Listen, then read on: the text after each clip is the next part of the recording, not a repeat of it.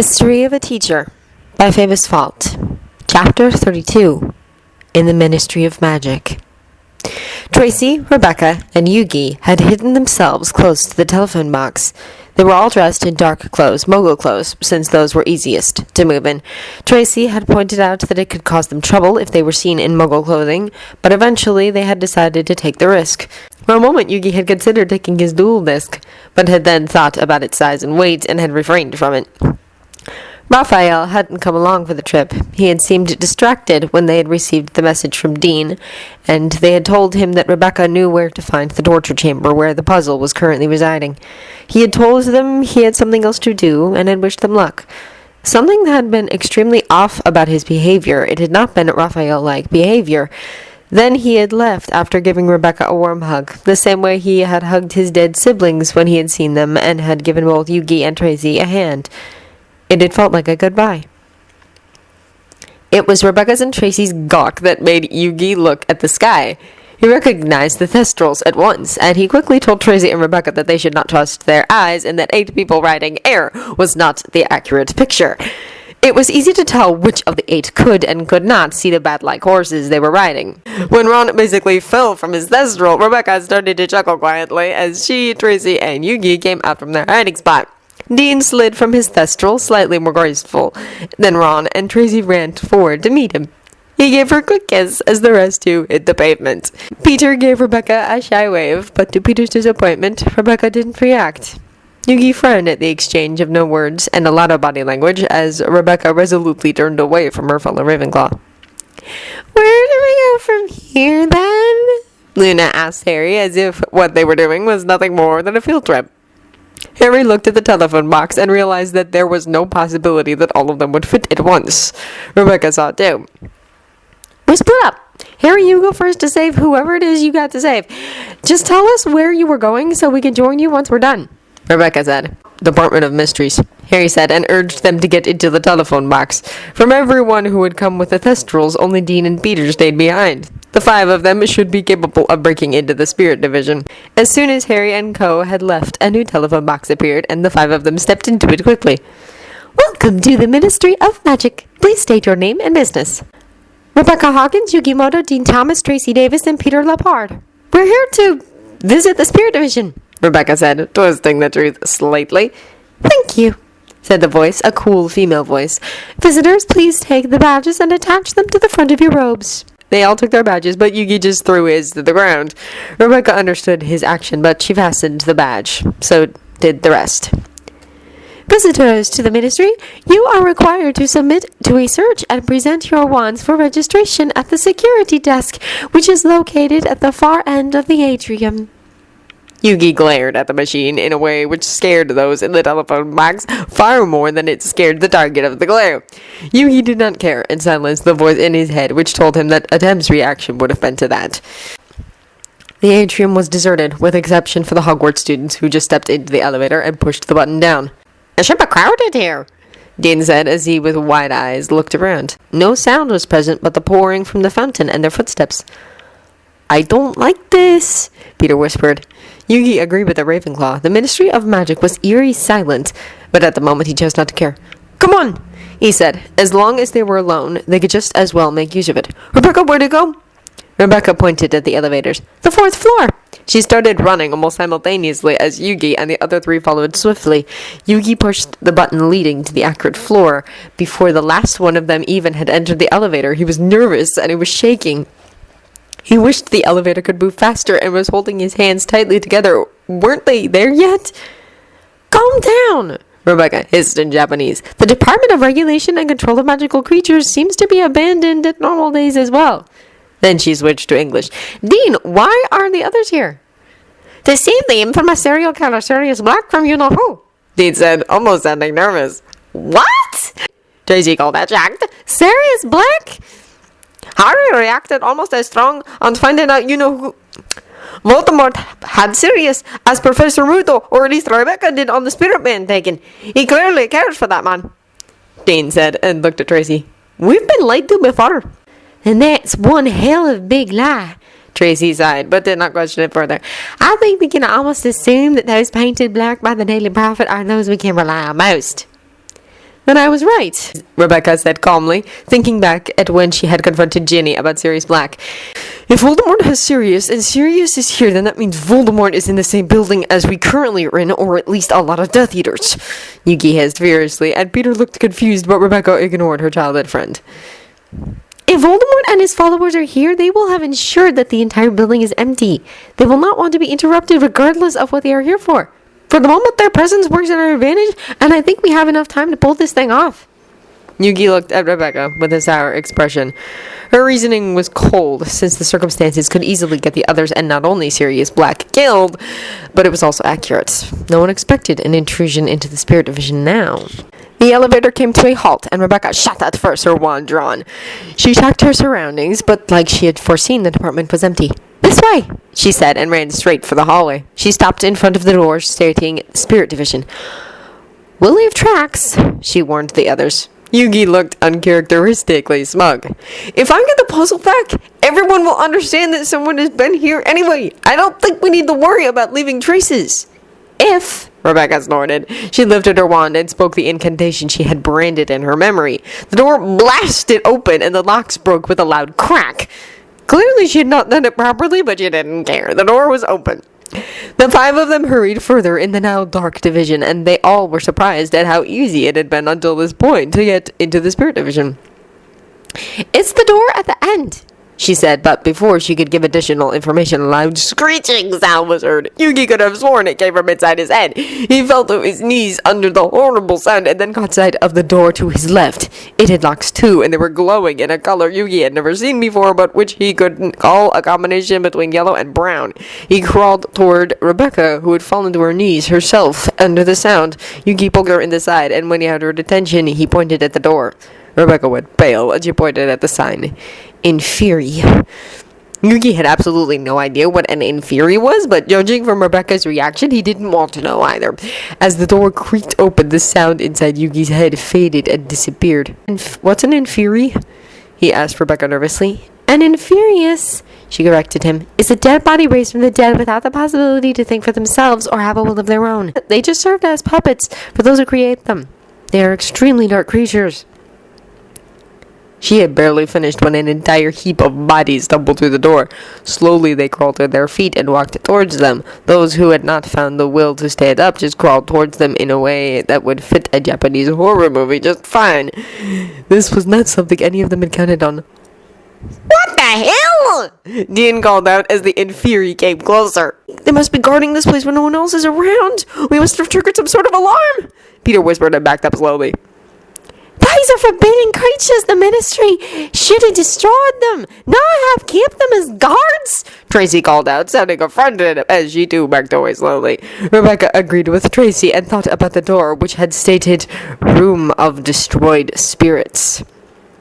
Yugi did, however, not think about anything which had to do with the obscure business the ministry seemed to be involved with. Instead, he was highly aware of the fact that he was the only one unable to defend himself in any way against those macabre creatures, which he knew nothing about.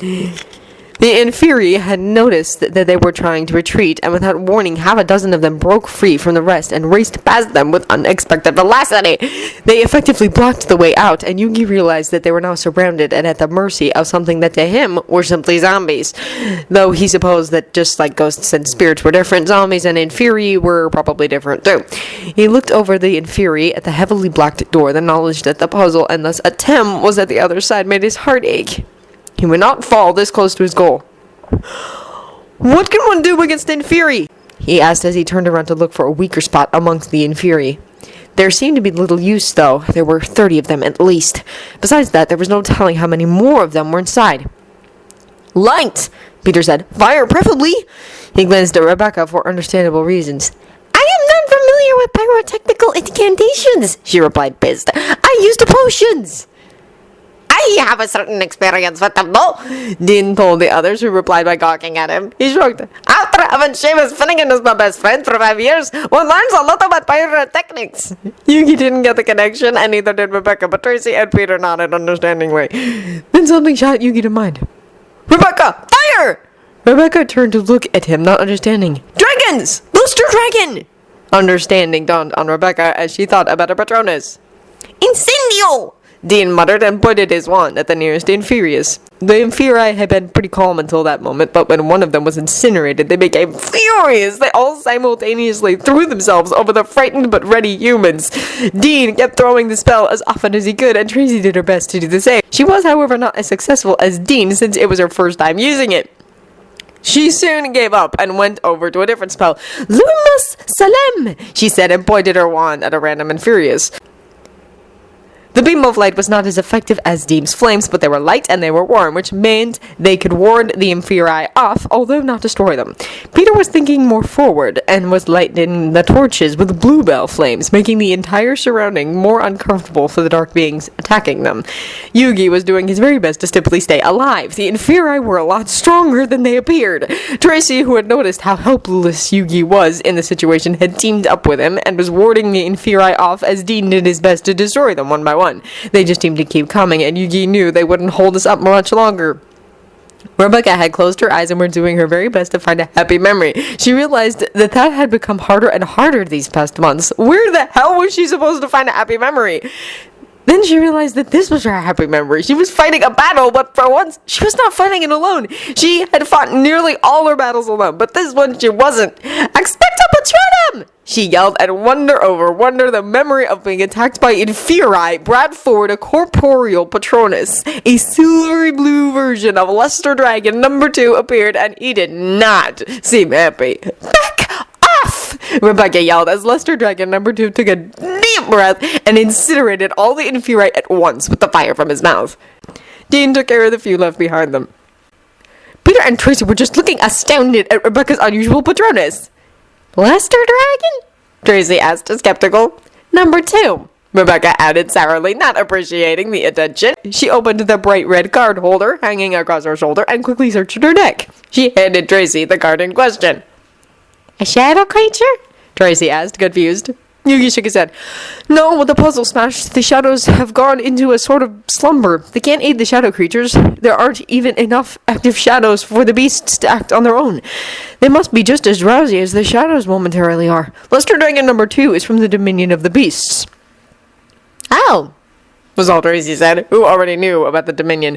Dean didn't react either. He had no idea what the dominion of the beasts were, but he got the general point. What? Peter, on the other hand, didn't understand anything whatsoever. Am I the only one who wonders what they are talking about? Dean looked at him and smirked. Sorry, mate. Looks like it. You should have done your homework. I'm here, aren't I? He spat. Come on, Rebecca said, annoyed. Let's move on. They paced the remainder of the short distance to the final door in the hallway quickly. Yugi warily looked at the door stating, Room of Destroyed Spirits. Do you think... He started, but Rebecca interrupted him before he could even finish his sentence. No! When they reached the door leading to the puzzle, Yugi's heart just wanted to pull him through it. Hang on, Aibo. Well, here goes nothing, Rebecca said as she lifted her wand. The others backed away slightly. Rebecca spoke the same incantation as she had on the previous door she had opened. The door didn't even budge. She sighed deeply, but didn't give up hope yet. She repeated herself more forcefully, reminding herself that she sucked at spells and that hers always were somewhat weak. I'll help, Peter said, and he too pointed his wand at the door. Me too, Tracy and Dean said simultaneously.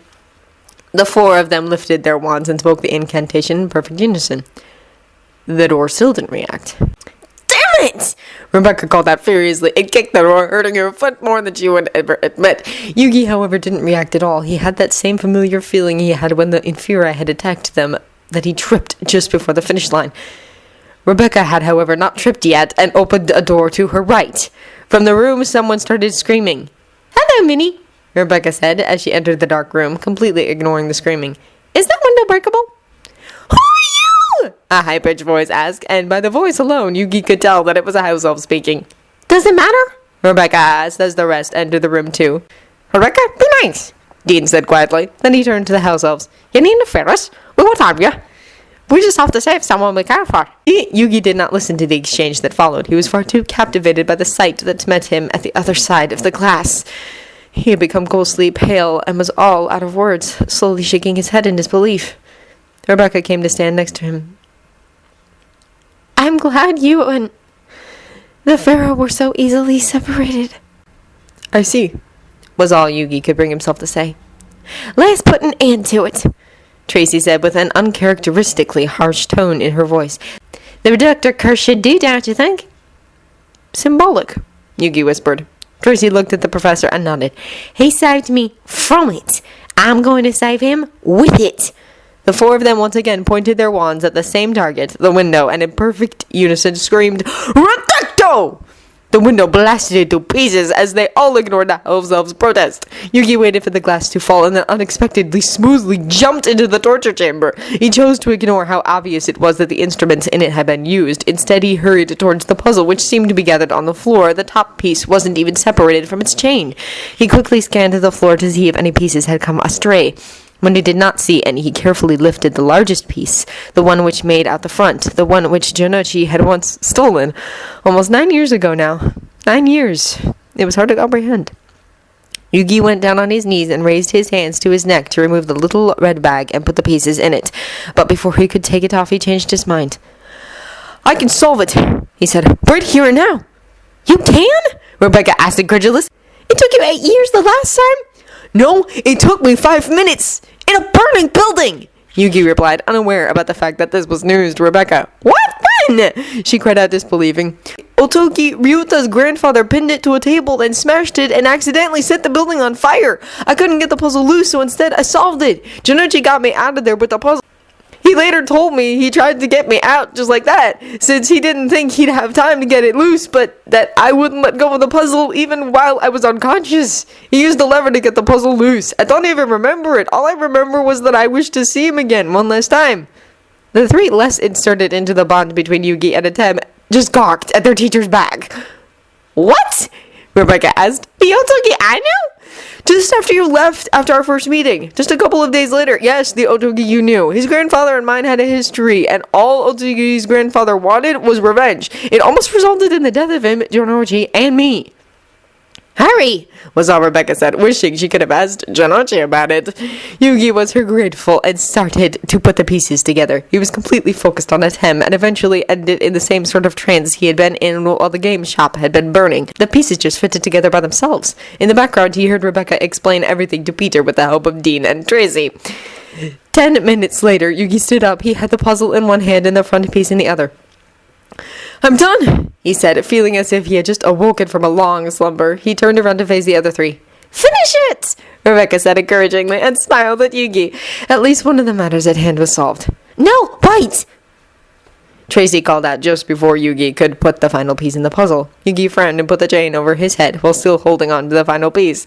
He watched, confused, as Tracy herself jumped into the torture chamber. She raised her hand and pointed at the rack. Take cover, she told Yugi. Yugi quickly joined the rest in the dark room. Reducto! Reducto! Reducto! Reducto! Tracy yelled repeatedly and pointed at each and every one of the torture instruments. When she was done, she turned around and left the torture chamber. She seemed pretty pleased with herself. Darn, that felt good, she said with a broad smile. Dean laughed out loud, and Yugi too smiled, still eagerly holding the final piece. Now, after all I've heard about him, I'd like to meet him too, Tracy told Yugi with a wink, and Yugi realized that he had ceased to be a teacher some time ago. Yugi shoved aside his final fears that perhaps Atem had forgotten everything again, or that he would be as ruthless again as he had been at first. Rebecca saw his doubt and understood. He'll be fine, she said encouragingly. Yugi looked at her and then nodded as he slowly put the final piece back where it belonged. It was just like the first time he solved the puzzle. He saw bright golden lights, and before he knew it, he was in his schoolroom. But this time, he knew where he was, and he wasn't knocked out like he had been the first time. Atem? He asked eagerly as he appeared in spirit form next to his best friend. Yugi, Atem said out loud, his surprise and confusion clear in his voice. You're back! Yugi cheered, feeling like a high school student again. Atem turned his head to look at his letter, who was glowing with joy and happiness. I've missed you! Yugi called out. I've missed you too, Ava. Atem replied with a completely satisfied smile. How long have I been gone? Over a month! Yugi replied, subdued. Just a month? Atem didn't believe it. It had felt like much longer, much longer. Yugi didn't reply, so instead Atem focused on the people in front of him. Dean, Tracy, Peter, Rebecca, and two unfamiliar house elves. He looked around him, but did not recognize the place. Where are we? The Department of Regulation and Control of Magical Creatures on the 4th floor of the Ministry of Magic and the Spirit Division, Rebecca said. She was doing her best to keep her broad smile back by chicken. I'm glad to have you back, she called out eventually, and hugged him before he could react. Atem, who still hadn't gotten used to the hugging thing, didn't react at all on Rebecca's hug. He smiled, however, as he compared this reaction on his return with the first one. Then he looked at the other three. Thank you, he said with the dignity of the ancient king he was. Tracy was the first one to get over the shock after what they had just witnessed. She shook her head. No, don't. The reason I did this was to thank you. Atem made a little nod as a gesture of acceptance and gratitude. Yugi smiled. Atem really would never change. I suppose you figured out the truth, he said, and looked at Dean. Dean nodded. It was the last piece of the puzzle. You're the Pharaoh. Atem nodded. Can we know your name? Neither Professor Ruto nor Rebecca has told us. They avoid it. My name is Atem, he said with a smile. Why didn't you tell? It's your name, Yugi replied simply. Tell me what happened after I disappeared. Atem demanded, not unfriendly, and sat down cross-legged. Well, after they captured you, Dumbledore was arrested. At least they tried. He fled the school, Rebecca said. Now Umbridge is headmistress. Atem made a displeased sound. Hogwarts has turned into a horrible place. Peter took over. Fred and George Weasley teamed up with Rebecca and started causing havoc in the school. When Umbridge lost all patience with them, Fred and George decided to leave, and Tracy took a ride with them out of the castle. Atem looked at Tracy, and the werewolf shrugged. I'm a werewolf. Umbridge would have had me expelled sometime soon anyway. Tracy was the one with the information required to get you out. She knows almost everything when it comes to the methods they use to destroy spirits. She also had the information needed to postpone your destruction long enough so we could save you. Rebecca went on. Don't ask her how. She won't answer. Tracy taught Raphael everything she knows about the wizarding world so he could fit in with the rest of the wizards. Meanwhile, Rebecca teamed up with Peeves and created even worse havoc at the school. She burned down the Quidditch pitch and was expelled, Peter said. At the same time as Yugi, Rebecca added, the Daily Prophet naturally wrote an article concerning you, which was not very close to the truth, and Umbridge called you a malevolent spirit of unmatched evil. Naturally, parents wanted Yugi out of the school, and under the lead of Lucius Malfoy, they got their will through. Atem sighed.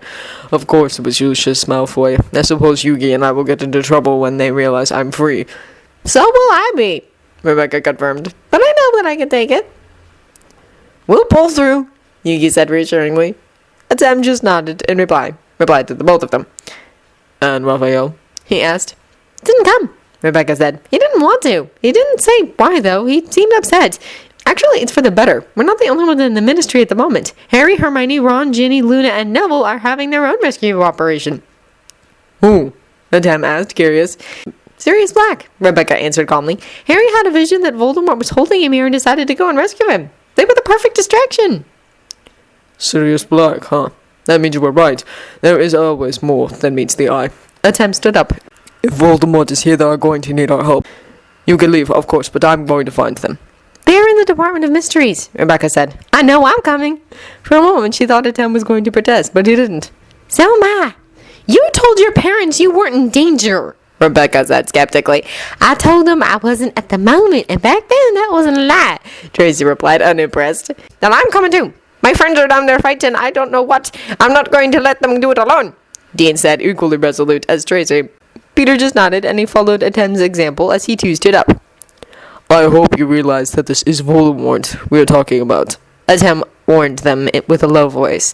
He silently hoped that they wouldn't back out, though. He was having a light feeling of deja vu. This reminded him somewhat of Death Tea. They'd all gone together, even though it could have meant their death. Rebecca smiled and shook her head. You can't make us back out. Atem smiled. Good, let's go then.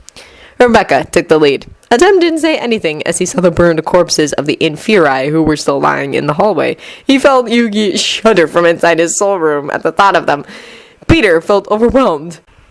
There, where he walked alone at the rear of the little assembly, he could not comprehend the things that had happened that day. Neither could he comprehend the things that were about to happen. He was going to fight Voldemort and the Death Eaters, and he had just helped to save the spirit, which to the rest of the wizarding world was known as a ruthless murderer. He himself didn't see much of a ruthless murderer in the being who had taken control of Professor Murdo's body.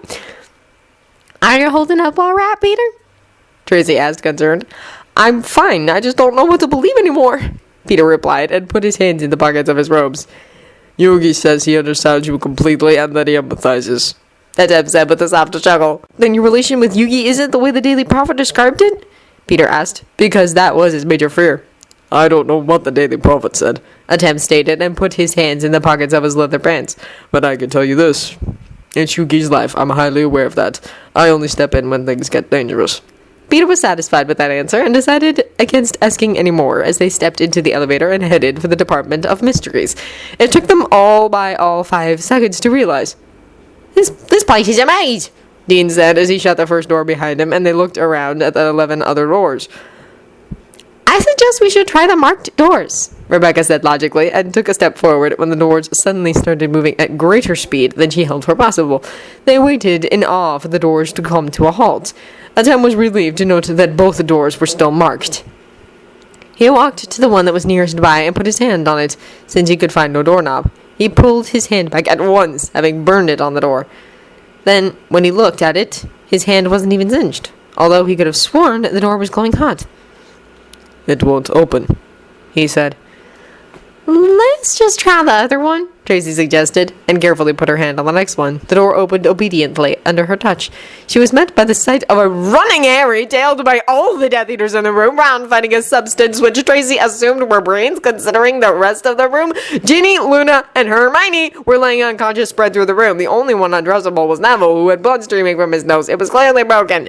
Neville! Tracy called out. She entered the room hastily, followed by the rest. Tracy went to check with Ginny. Dean and Peter helped Ron to fight the brains and tore at it as much as they could, but when it proved that pulling at it wasn't helpful, Rebecca sprinted towards them and conjured a knife. Atem decided that he should not worry about that. She quickly slashed the brain to bits so that Ron could breathe again. Atem himself went to check on Hermione, who was laying unconscious on the floor. He could not find anything wrong with her, but he had to check her pulse to make sure she was alive. When he was sure that she was, he left her to check on Luna, who was alive too. Neville just stood there, stunned at their sudden entrance. Luna and Hermione are still alive, Atem told the others. I don't know what's wrong with them. Ginny is alive too, Tracy said. Her ankle seems to be broken though. Peter and Rebecca stayed with Ron to make sure he didn't do anything stupid when it became apparent he wasn't in his right mind. What happened to him? Peter asked Neville. Neville shook his head. I don't know. I was with Harry and Hermione when it happened. Atem met Rebecca's gaze. Rebecca nodded slightly. Can we? He nodded. Yes, I know how to do it. All of them? She asked again, thoughtful. It's worth a try, Atem replied. What are you talking about? Neville wondered, distrustfully, as his gaze wandered to the puzzle around the Pharaoh's neck. Are you the spirit of the puzzle? The ancient being nodded. I can cure the people in this room. At least, I think I can, including you, if you let me. Neville frowned distrustful. You can post him, Neville, Dean said. It's not like we have a choice now, anyway. Fine, Neville muttered. hurry. Dean walked towards Neville. Since he was the only one who was able to protest against his actions, it would be best to cure him first. Don't be afraid. I have full control over this, Atem said, hoping that sounded reassuring. He closed his eyes and focused on his power, the power of the Millennium item around his neck. The Eye of Horus started glowing brightly on his forehead. Neville inhaled sharply through his mouth and took a step back. The rest had similar reactions, even Rebecca, who had never seen it before. Take it easy, Atem said. It means it's working. Mystical Elf, please join us. From nowhere, a woman with blue skin and long blonde hair appeared. Her hands were folded and her eyes closed as if in prayer. She was wearing a long green dress and had a white thing on her head, which was an odd combination between a crown and a helmet. She stepped forward until she stood next to Atem, and next to her it was very apparent precisely how short he was. That was, however, not something Atem had ever concerned himself with, and not something he noted then either. Can you heal him? She opened her eyes to look at him. She did not speak, just nodded slightly and took another step towards Neville. That's one hell of a game, Dean whispered into Tracy's ear. Tracy held his hand and leaned her head on his shoulder. She did not reply. Peter leaned toward Rebecca. From the Dominion of the Beasts? Rebecca shook her head. The Eye of Horus indicates that Atem is using shadow magic. Mystical Elf is a being of light, though. Although she is a shadow creature, no one needs to worry. Mystical Elf started to sing in a language which none of the people present could understand. Then she laid her hands over Neville's face, and they started glowing. She removed them just a few seconds later. The blood was still there, but his nose was obviously not broken anymore. Thank you, he said, now sounding completely normal again. The elf just closed her eyes again and turned away from him as she, on her own account, moved toward Ron. She will be glad to help, Atem assured Neville. Let's help the rest. Mystical Elf equally easily cured Ron, who seemed to be rather ashamed of his actions afterwards. His robes were covered in blood and other liquids which had come from the brain when Rebecca had chopped it into pieces with a sharp hunting knife, but otherwise he was fine. "Hermione!" he called out when he saw her lying on the ground after he returned to his senses. She's alive, Atem told him. she'll be fine. He did not doubt Mystical Elf's abilities to cure her. In addition to that, he was so accommodated to the shadows that using them didn't even drain his strength. 5,000 years in darkness had proven to be good for something at least, that and his strong soul and mental abilities.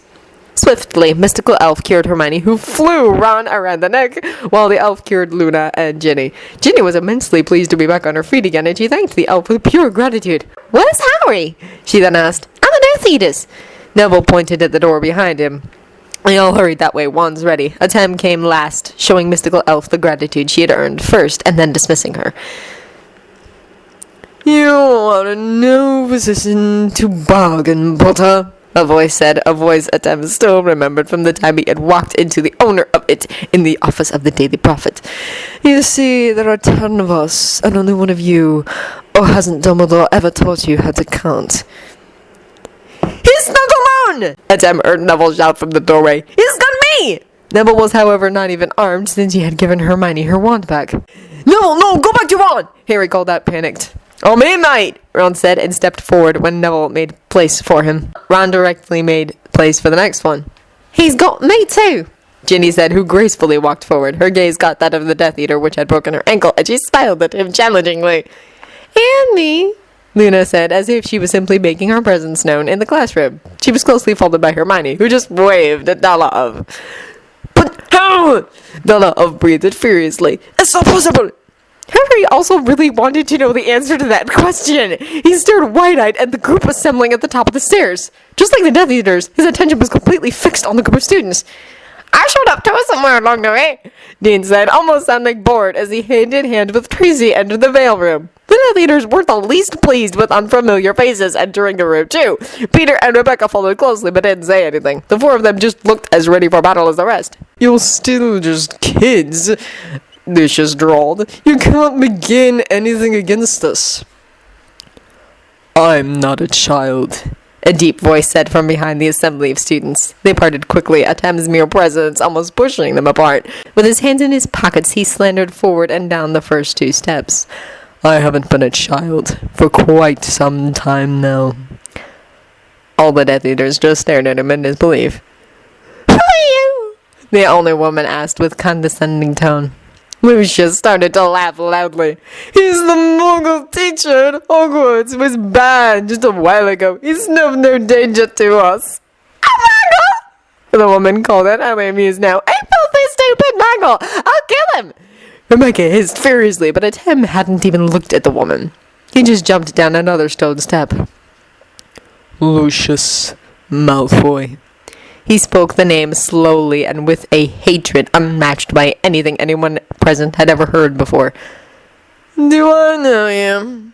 he asked, annoyed at being addressed directly. He clearly had not noticed that the person in front of him wasn't the teacher he had banned from the school, but the spirit he had so many reasons to fear. "We've met before," Atem said with a smirk. "Not so long ago, even. Beginning of term, actually. But that meeting doesn't mean anything, really." "You were with my house self in the office of the Daily Prophet," Lucius stated venomously. Atem chuckled dangerously. "Very good. Although that's not the encounter I want you to remember. Had it not been for you, I would not have been here today. I would not even have been on this earth. You were my ticket into this corrupted world." "What is he talking about?" one of the Death Eaters behind Lucius asked, confused. "Shut up, McNair. I should not know. I'm sure he'd enlighten me." Lucius pointed his wand at the slim figure in the dark clothing. "You really should remember, Lucius. I know I do. It's a good thing I can't dream." "The spirit! You should have been destroyed!" Lucius called out angrily. Atem clapped his hands slowly. "Very good. That's one step on the way. Not all of them came for Sirius. Some came for me. I have good friends, although not that many as I once had anymore. You made sure of that. Don't you remember yet?" Lucius's gaze remained blank. 4 years ago, a tomb in Egypt, a gathering of people, mostly teenagers. You tried to kill me first. Unfortunately, I was already dead, so you couldn't. Instead, you killed nearly every other person there. Some survived, though. You were careless. You were afraid. You feared my powers, the powers which lured you there in the first place, the power you yearned to destroy. Lucius Malfoy, how stupid you were. Had you not interfered, Yugi would have lived happily ever after with his friends. And I and my powers would have been no more. Understanding dawned upon the Death Eater, and he took a step back. No, it can't be! I too, but mostly Yugi, have been trying to hunt you down and make you pay for what you did. Atem shrugged. We were bound to stumble into this world sooner or later. The ancient Pharaoh smiled and shook his head. You've destroyed too much already. I won't allow you to do the same to these children.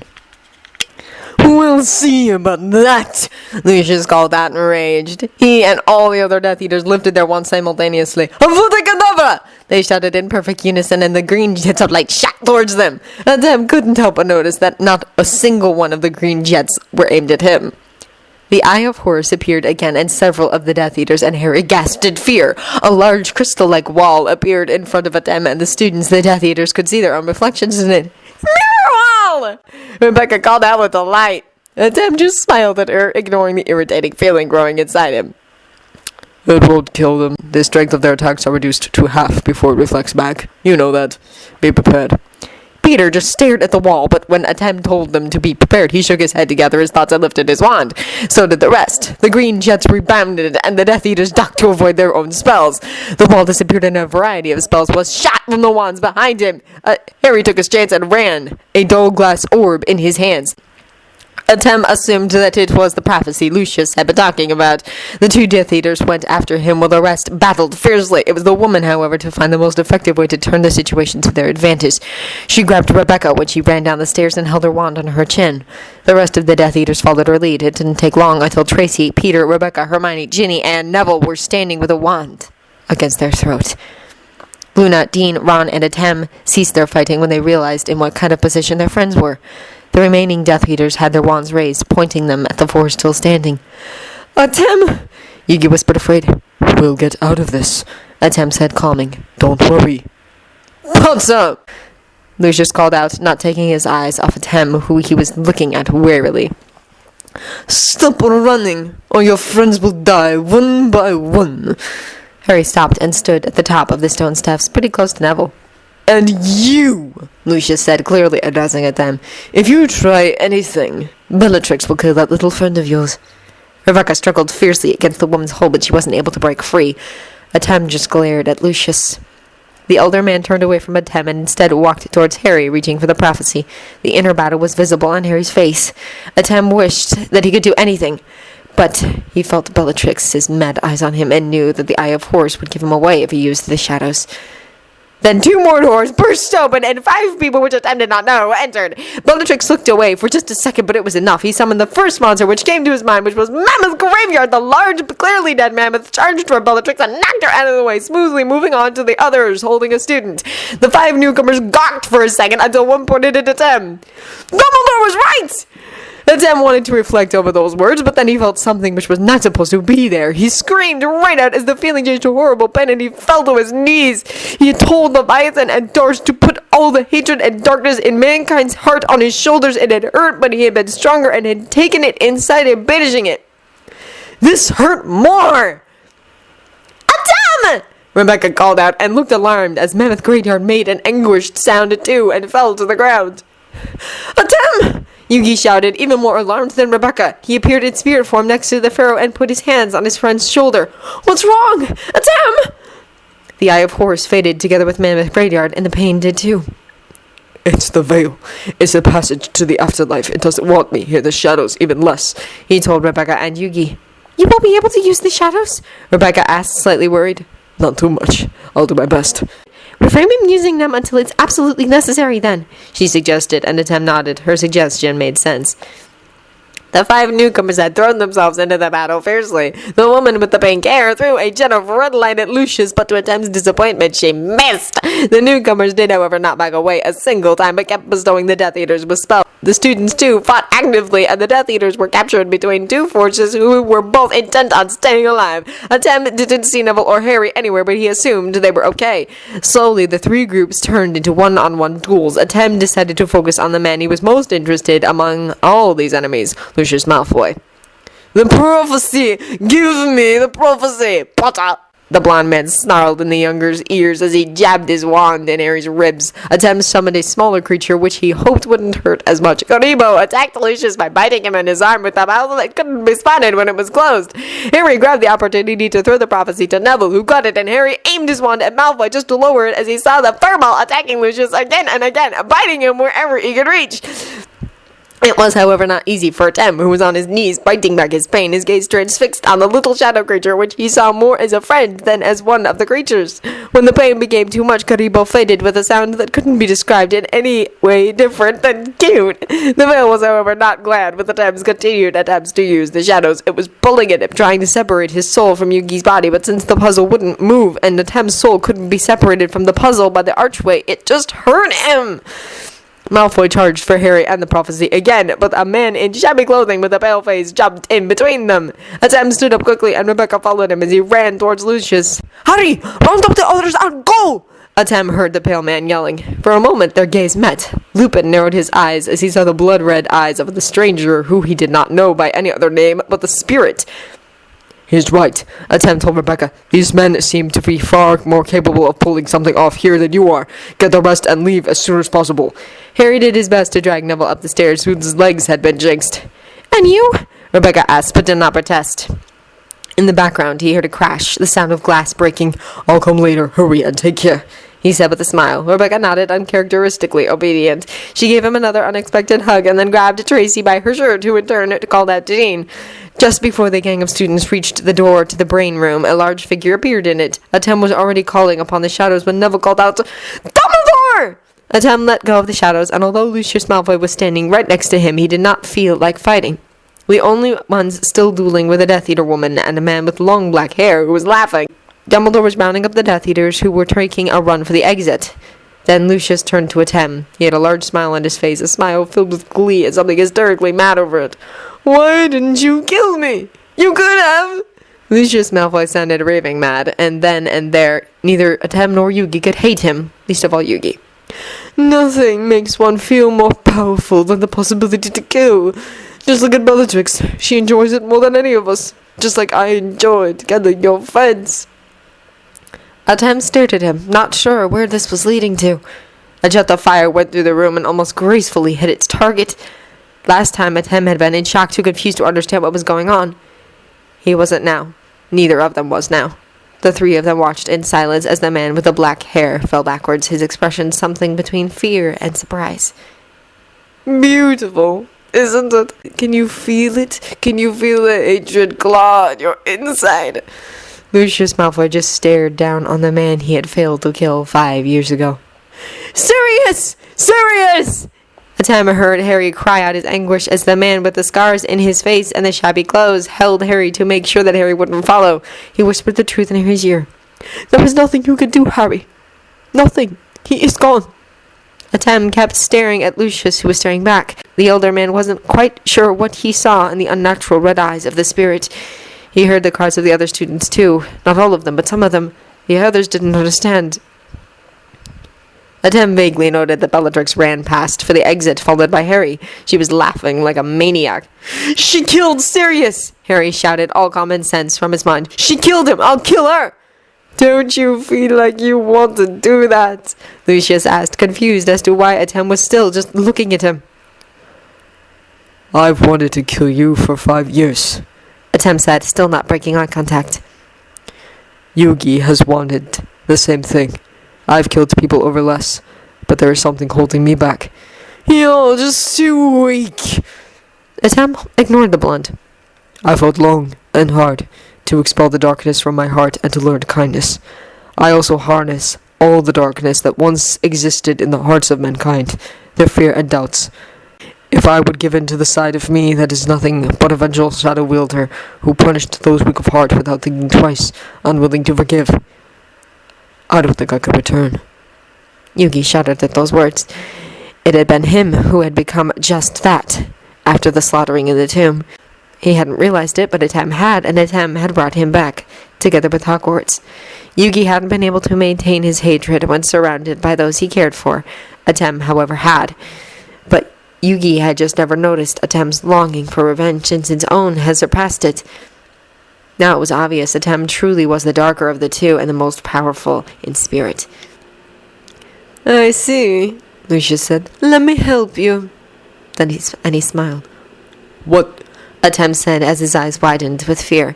Atem nor Yugi, who was standing next to his friend in spirit form, could pay attention to Lucius any longer.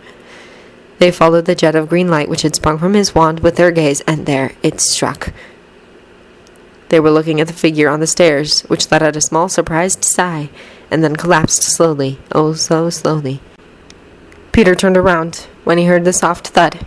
Tracy did the same thing. Rebecca? Peter whispered. Dumbledore, who had forgotten about all the remaining Death Eaters, quickly strode down the stairs. There was no point, Peter. She's not here anymore. Dumbledore looked up at Atem for a split second. Neither Atem nor Yugi had comprehended the situation yet. Hermione fell down on her knees. Ron sat down next to her and put an arm around her. Serious? She sobbed. Rebecca? Another loss will be suffered at the hands of the same, Ron said. Trelawney was right. He looked from the archway to Rebecca and back to the archway. The blonde Ravenclaw looked odd. The way she was sprawled over the stairs didn't look natural. It was as if someone carelessly had tossed a life-sized doll against the stone steps. Her expression was so peaceful that she could have been asleep. Atem pulled his gaze from Rebecca and instead looked at Malfoy. He did not notice the creatures which appeared next to the dead girl. Tyrant Dragon, Luster Dragon number 2, Guardian Angel Joan, Magician of Faith Ruby Dragon, and several others gathered around her, all from the dominion of the beasts. They had scared those gathered around Rebecca away. Tyrant Dragon threw Guardian Angel Joan a look, and she shrugged slightly. Then they faded one after one. Luster Dragon number 2 was the last to go. He curled up next to Rebecca and buffed her in the face a couple of times with his snout. Then he looked at Peter, Tracy, and lastly at Atem and Yugi. Then he too faded. Lucius just smirked with triumph written all over his face. Pure shadow swirled around Atem. Normally this would have frightened Yugi, but Yugi could feel the hatred Lucius had described just as clearly as Atem. The hatred which Atem had fought so long to subdue burst free inside him, the shadows gladly feeding on it. They thrived best on the negative emotion which was soaring through both Yugi and their wielder. Lucius didn't understand what he had unleashed on himself, but without thinking twice he ran the same way as Bellatrix and Harry. He had never been so afraid in his life. His triumphant smile had not lasted long. There were shadows everywhere, and he realized that the soul he had tainted was stronger than he had counted on. He had hoped for the spirit to make a mistake and to get a chance to kill him. But he could see no mistakes, as pure fear had taken over his mind. He saw creatures everywhere, monsters, dragons, fairies, and everything else imaginable. Atem almost panicked as he saw the shadows dance everywhere, as they grew on all the negative emotion inside him, but at the moment he could not concern himself with them. He had to get to Lucius Malfoy and make him pay for what he had done. He didn't even have to look around him. The shadows guided his way every time he lost Lucius Malfoy from sight. In the elevator up to the atrium, he had time to think slightly. What was he doing? Not once since the puzzle was solved had he lost such control, not even against Raphael or Haga. Why now? The answer was Yugi. Yugi wanted this just as much as he did, and Yugi's light was nowhere to subdue the shadows that were both feeding on and increasing the hatred. He had no guidance like he had all those other times. Not even Anzu telling him that it was enough. Like with Haga, the thought of Anzu only increased his hatred more. When Atem forced himself out of the elevator, he saw Lucius stand next to Bellatrix, who was taunting Harry, who had hidden himself behind the fountain of magical brethren. "I thought you were here to avenge my dear cousin!" she called out with a voice that rang with laughter. She did not seem to be bothered with the shadows crawling over the floor and up the walls. She had all her focus on Harry. "I am!" Harry shouted. Atem just looked around. His position was rather vulnerable, but at the moment he was unbeatable, and he knew it. Never had he felt like this, never had he lost control like this, never had the shadows been so strong before. Far out of reach from the veil, he could have summoned every shadow creature in existence right then and there.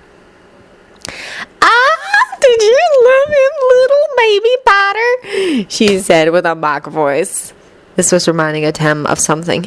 Lucius had mocked him in the same way, although more in his style. Harry flung himself out from behind the fountain and yelled, "Crucio!" Bellatrix hardly reacted to the curse. It had knocked her off her feet, but that was it. She stood up and laughed. "Never used an unforgivable curse before, have you, boy?" she yelled. "You need to mean them, Potter. You need to really want to cause pain to enjoy it. Rachel's anger won't hurt me for long. Look at him." She pointed it at him. "He really wants to hurt Malfoy to rip him to shreds slowly. That's why he can. He wants to cause pain and he'll enjoy it. And that's why it'll work. Crucio!" She aimed for Harry, who quickly jumped out of the way. "Potter, you cannot win against me!" she cried out. Atem was torn. He was standing between Lucius and Harry, wanted to go both ways. The good in his heart pulling him towards Harry, the soaring hatred eager to kill Lucius to cause him as much pain as possible. It was eventually the lack of light in either heart which made that Atem charged for Lucius. Lucius ran. He had barely gotten a few meters before he tripped over his robes and landed face first on the polished floor. His nose broke with a loud crack, and Atem stopped running and went over to a calm stroll. He did not enjoy hearing the sound of Lucius' pain, just like he hadn't enjoyed Jiro the Girogamo's screams as he had burned to death in the burger world. Atem saw it more as a duty than anything else. He stopped in front of Lucius and went to his knees to look at the man. He grabbed the blonde hair to lift the man's face and cocked his head slightly. Lucius looked much like Neville before Mystical Elf had healed him. In the background, he heard the shouted exchange of words between Bellatrix and Harry. "I don't know how to kill you," Atem murmured as he felt Yugi's anticipation as if it was his own. "I have so many ways. Of course, I could let you live and make sure that you spend the rest of your life in endless misery. I could easily do that, too." Lucius tried to crawl away, the fear visible on his face. Atem did, however, not let go. He just stared deep into Lucius's gray eyes. He threw Bellatrix a look. She did not look insane anymore. She just looked scared. Atem frowned. That picture did not fit in with the circumstances. "No, it isn't true! You're lying!" she screamed, horrified. "Master, I tried! Do not punish me!" "Don't waste your breath!" Harry screamed and was visibly in pain. "He can't hear you from here!"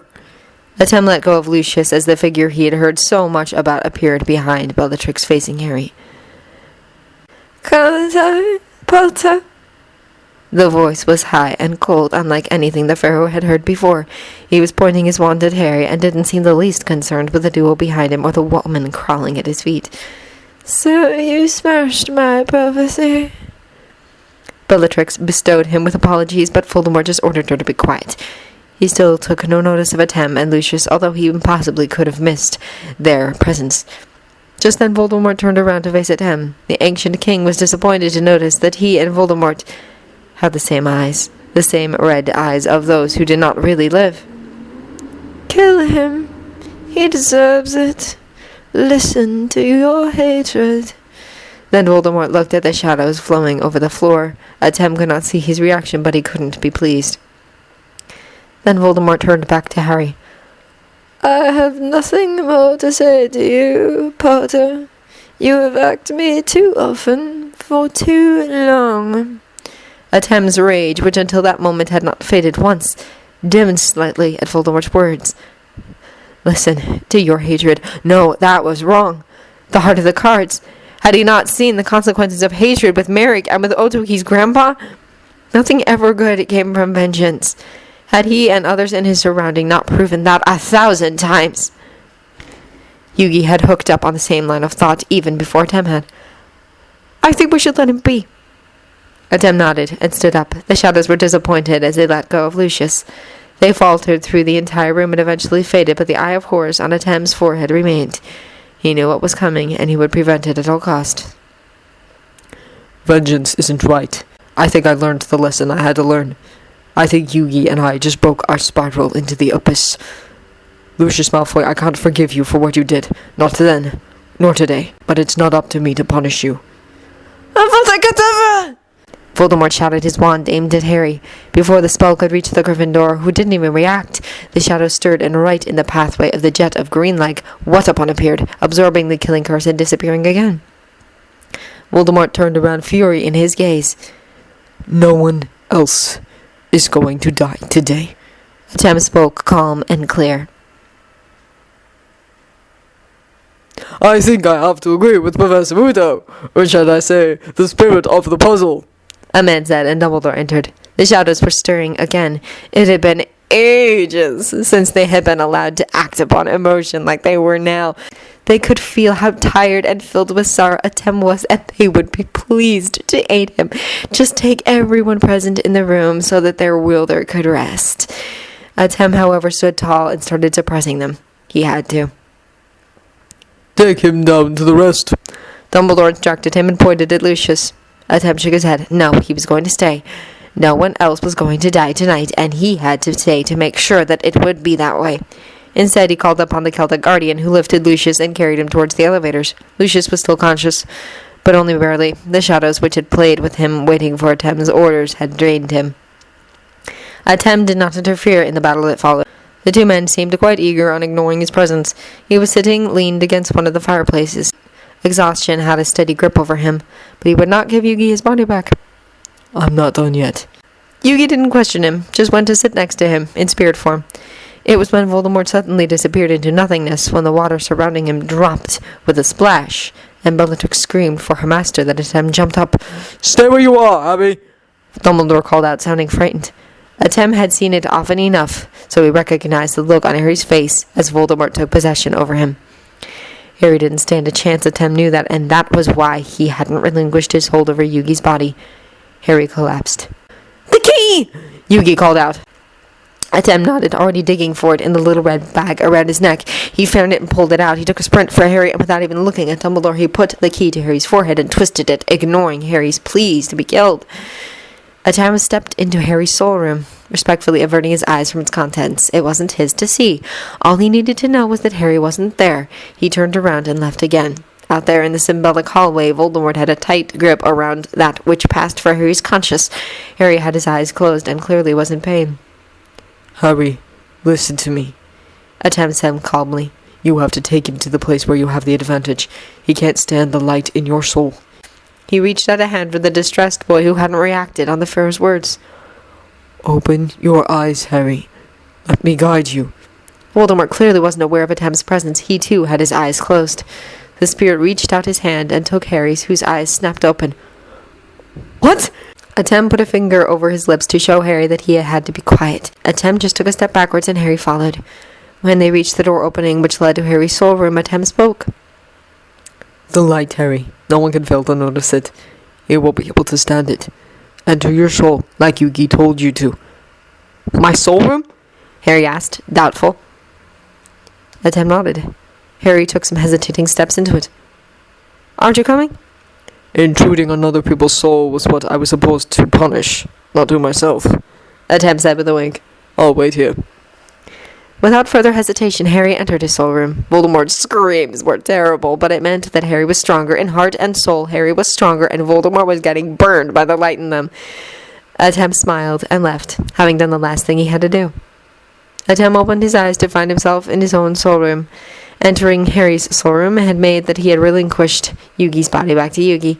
He looked around and smiled, glad to be back in the place which he called home. There are lots of people here, Yugi informed Atem, worried.